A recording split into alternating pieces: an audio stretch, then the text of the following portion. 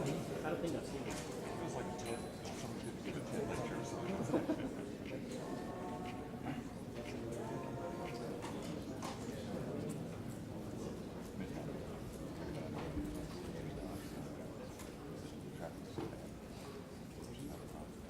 Morning. People can hear me, and got a wide room. So rather than a deep room, we have a wide room. It's pretty early. Everybody's very quiet.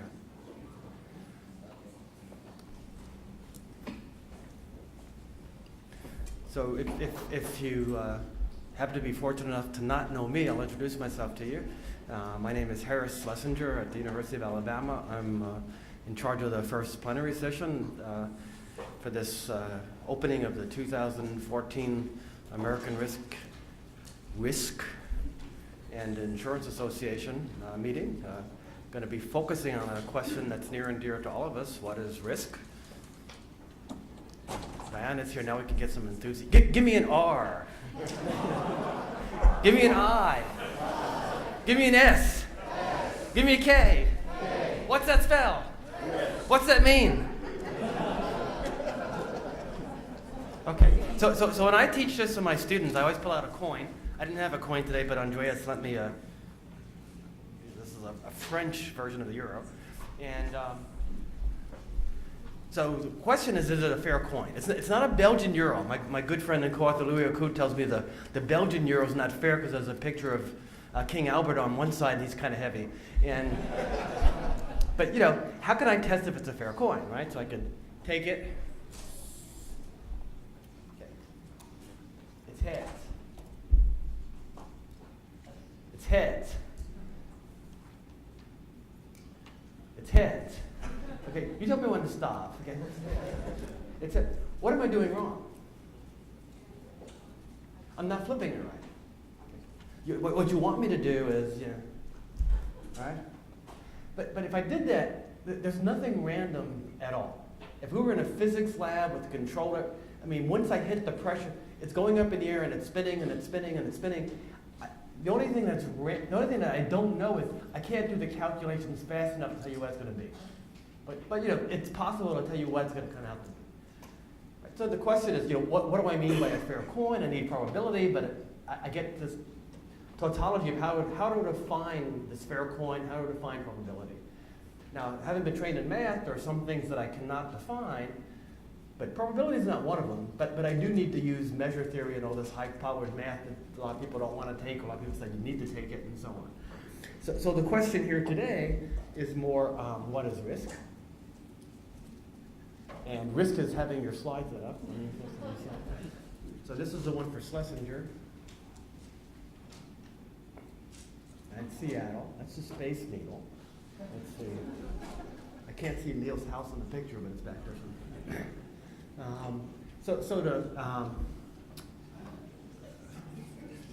Shows my generation. To paraphrase Frank Zappa, risk is not a vegetable. But what exactly is risk?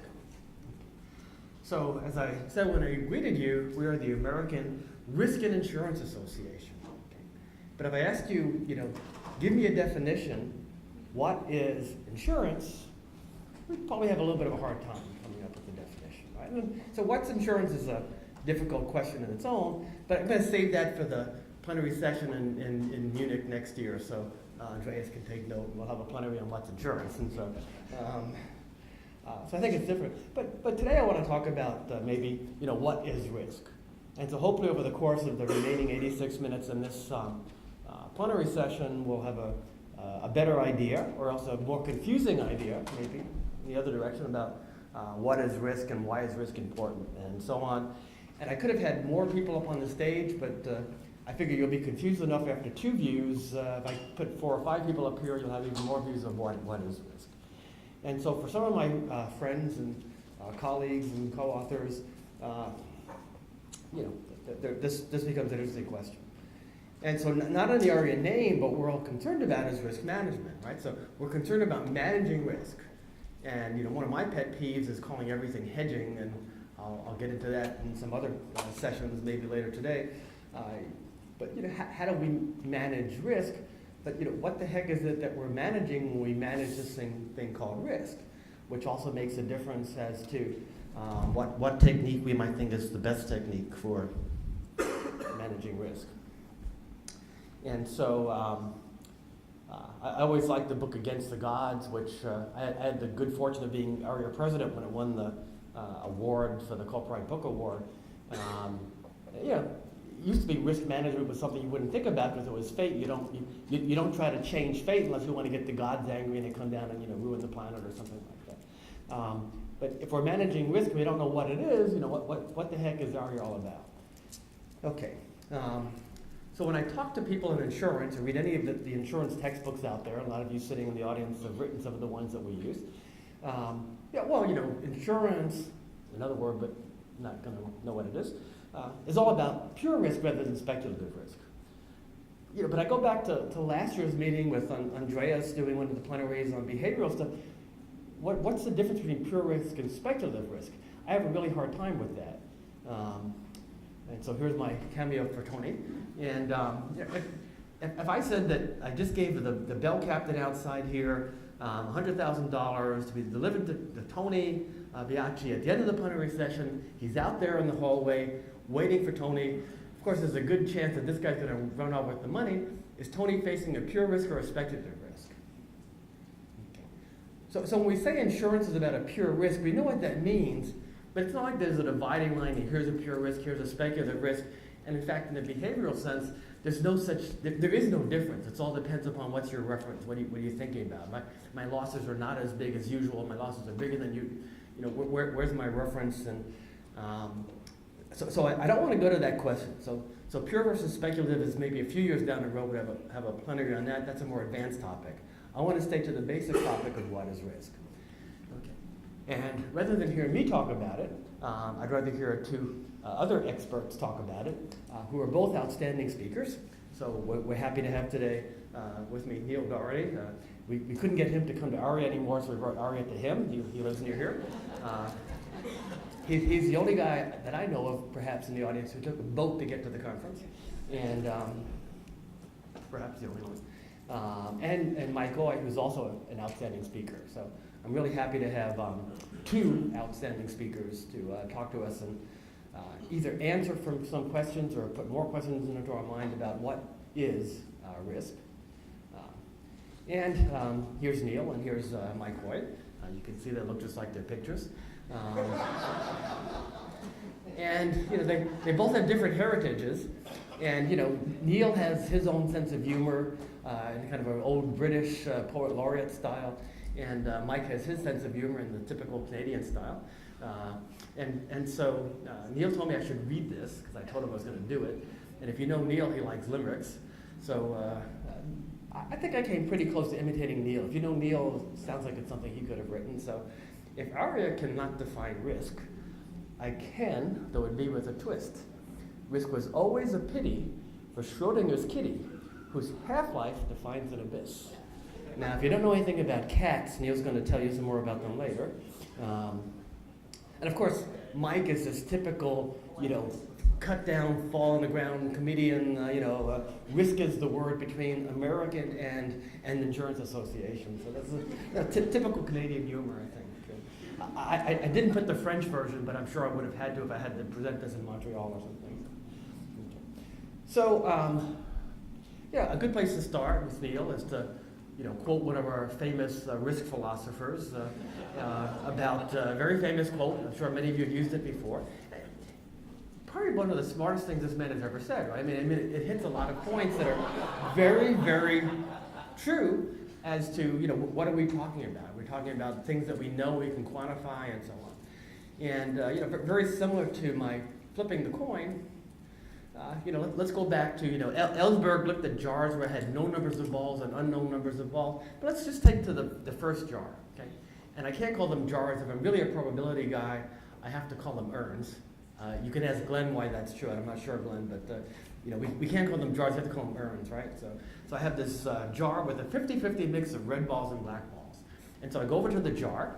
Okay, I put my hand in there. I pull out a ball that's in my hand. Okay, 50 red, 50 black. So what's the probability that the ball is black? I have the ball in my hand. I haven't looked at it yet. What's the probability the ball is black? Any takers? 50%. Any other answers besides 50%? Do I hear 30? Do I hear 51? If I change it to red, would you change your answer? So the way I learned it, and granted I learned it a long time ago, the probability is either 1 or 0. Okay? Once I have the ball pulled out, it's either a black, I mean, it's already a black ball or a red ball. So it either is probability 1 or it's not. But there's a 50-50 chance of each. This is serious. I mean, this is the stuff that ambiguity theory is made of, right? So there's a difference between having the risk within that jar and then having the ball in my hand that I haven't looked at it yet, where the only thing that I have, there's no information about which is the ball, right? That's a different aspect of what's going on with the risk. So let me get to another aspect of what is risk. And, we just had some stuff up on the 4th floor. So I'll go back up to the 4th floor and try to jump out the window. Okay. Or I just take a taxi across town, I go to the Space Needle, go up to the top, and jump off the Space Needle, off the top. Which one is riskier? Okay, Space Needle or the 4th floor here? How many people say the Space Needle? How many people say the 4th floor? Everybody else can leave. Okay. So, to me, there are two very famous papers by Rothschild and Stiglitz. They're both highly cited. Everybody here knows the 1976 paper on adverse selection. Their paper on mean preserving increases risk has even more citations. So. But, to me it depends upon which version of Rothschild and Stiglitz we want, because they kind of contradict each other, right? In one, they say risk is kind of a spreading of all the outcomes, and so it's kind of a dispersion thing. And somebody in finance would be calling it variance, and right, how disperse a thing. So by that metric, jumping out of the 4th floor, I don't know what's going to happen. I'll probably die, but not always.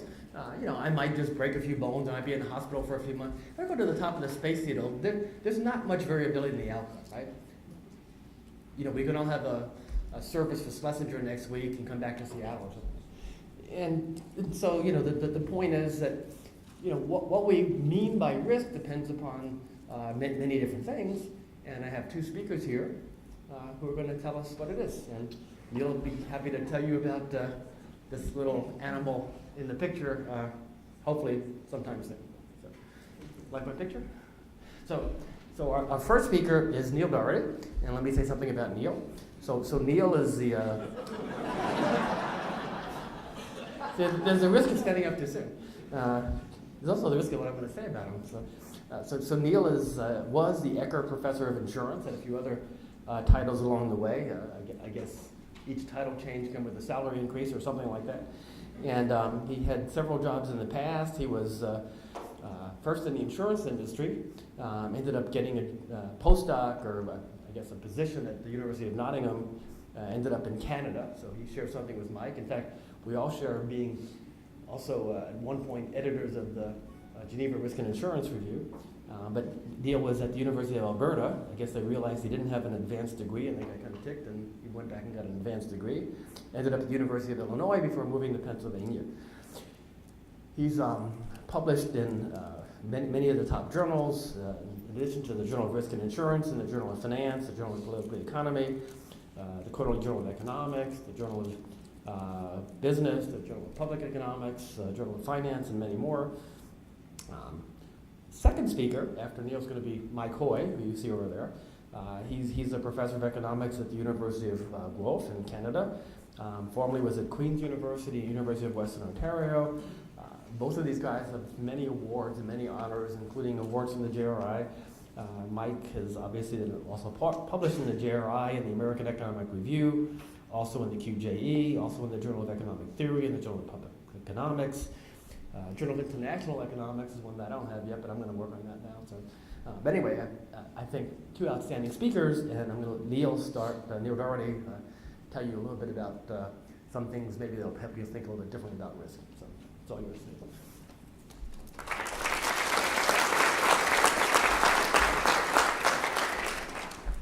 My title is Classification of Risk, but I don't want to duck the topic, what is risk?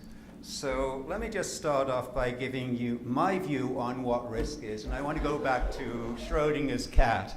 After that half-hearted limerick by Harris, I'm going to show you a true blood poem now. I'm not going to read this, but if you know the story of Schrodinger's cat, it was to explain uncertainty in quantum mechanics. And the idea was a basic particle is described by a probability distribution. If you want to know where it is, you don't know, it's possibly here, possibly there. And the Schrodinger's cat idea says it's everywhere, essentially.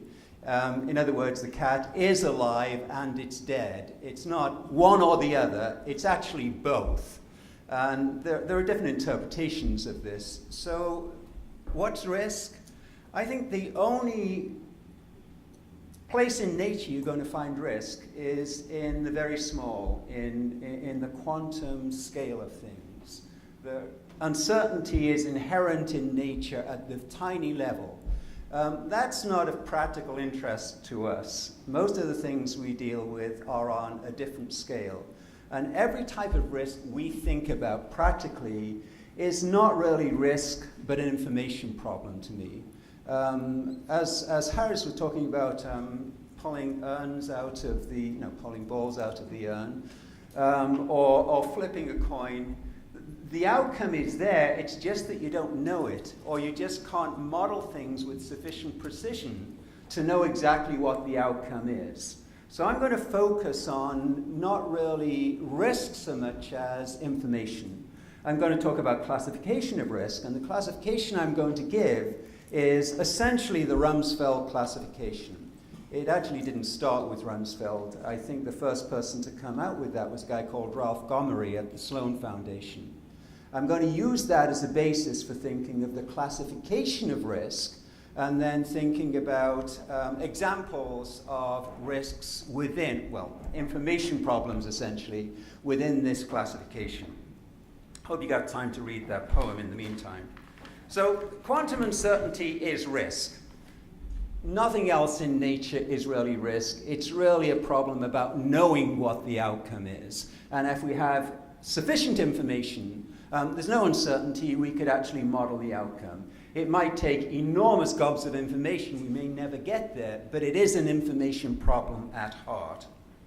So my goal then, as I say, is to talk about a classification system based on information, and then turn up two examples to illustrate this. And I think these are two important and neglected examples, one of which is to talk about unknowable risks.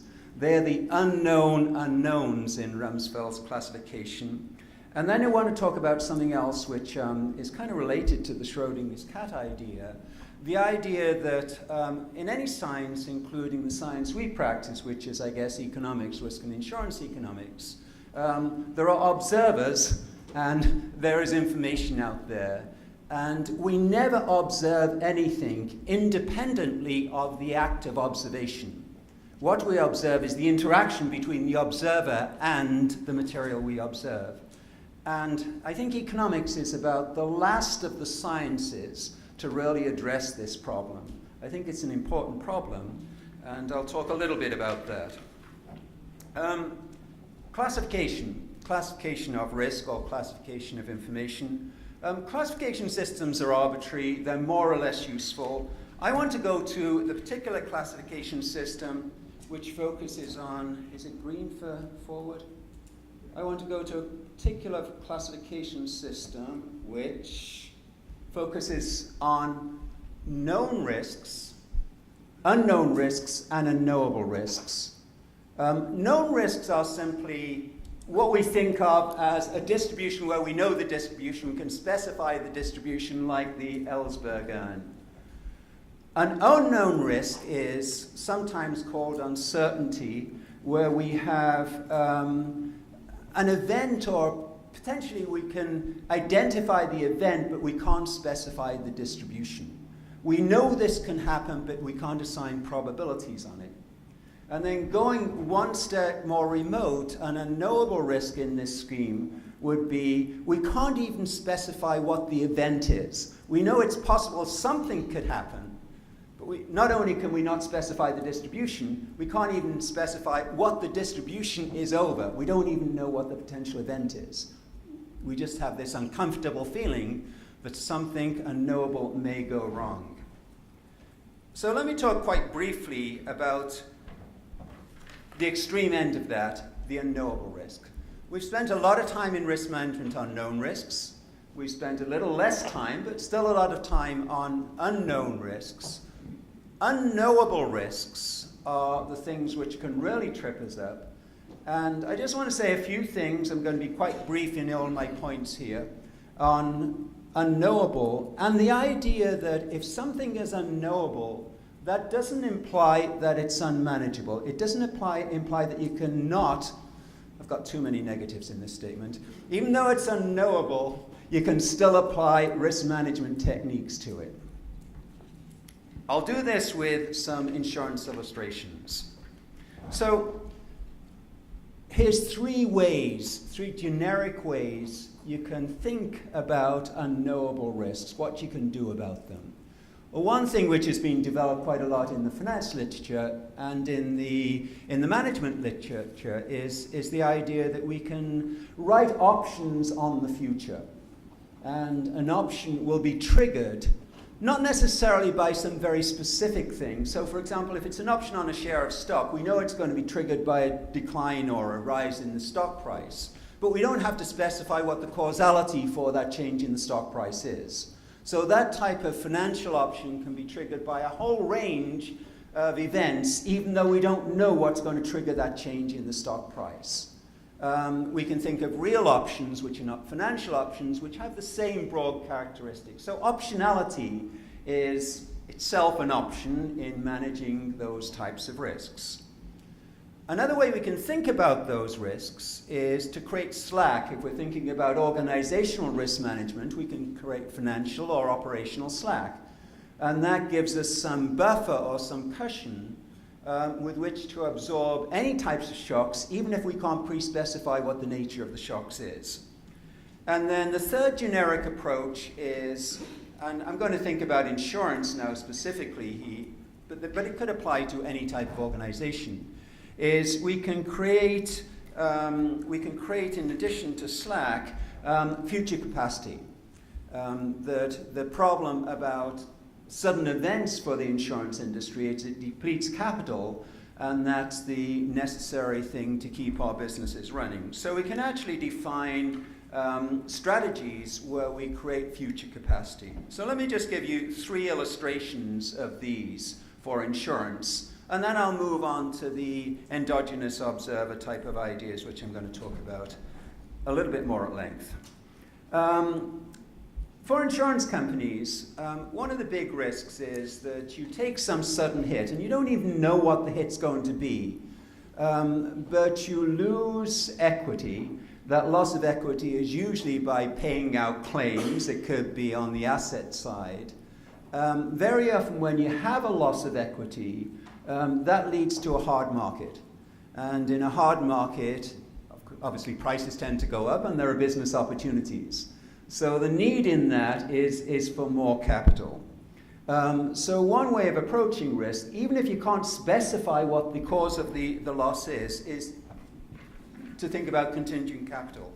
And here's I keep on forgetting, I keep on turning this over, forgetting to turn my other thing over. I've not been teaching for 2 years, and it probably shows. So here's a map of some of the strategies available in the insurance case. And what I've done here is drawn a sort of matrix. If you think of reinsurance, which is the typical hedge for an insurance company, it's a very specific hedge on a very specific set of events. It can be facultative, it can be treaty, but you specify a line or a policy, and if that policy is triggered, the reinsurance policy is triggered. Now, in this sort of matrix, in this sort of space here, if you go down, right down to the bottom left, for example, or the middle left of this diagram, if the need after a loss is not necessarily to get the loss compensated, but to make sure the insurance company is capitalized. You can actually define something like a CATIPET, something called reverse convertible debt, which is basically debt forgiveness. You can actually mutualize the insurance company instead of having a stock company, which actually is essentially putting the company to its policyholders after an event, even if the event can't be specified. All these types of strategies don't require you to specify what the causation of the loss is. Nevertheless, they respond to the needs which are brought about by the loss, the need for more capital. So that's one set of strategies. My next one is, I've just illustrated, is I think this is often neglected. The roots of insurance are in mutualization. I think one of the things which the last financial crisis really stressed was the need for flexibility in an uncertain world. One of the strategies explored by banks in the recent financial crisis was to make its debt convertible at the option not of the shareholders, but of the bondholders. It's a reverse conversion option built into the debt. What that does is unlever the firm when the stock price goes down. It resolves all the adverse incentives